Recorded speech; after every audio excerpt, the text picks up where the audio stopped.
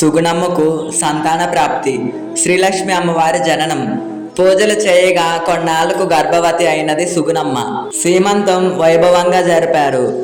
ఓ మంచి గడియలో సుగుణమ్మ పండంటి మగ శిశువుకు ప్రసవించింది. ఆ బాలునికి మూర్తయ్య అనే నామకరణం చేశారు.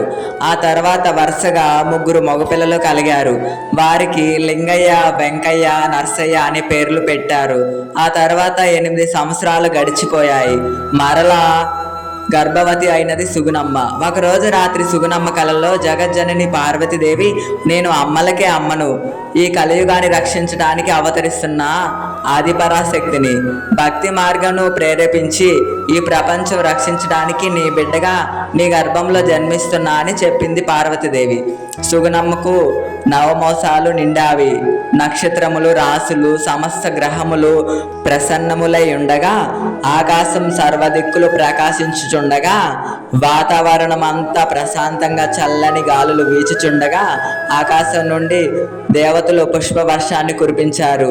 భూమి ఎంతగానో పులకరించింది. ఆ నిదానంపాడి గ్రామంలో ప్రజలంతా ఏదో తెలియని ఆనంద అనుభూతికి లోనయ్యారు. ఒక మంచి గడియలలో ఒక శుక్రవారం ప్రభాత వేళల్లో ఆ జగజ్జనని శిశు రూపంలో సుగుణమ్మకు జన్మించింది.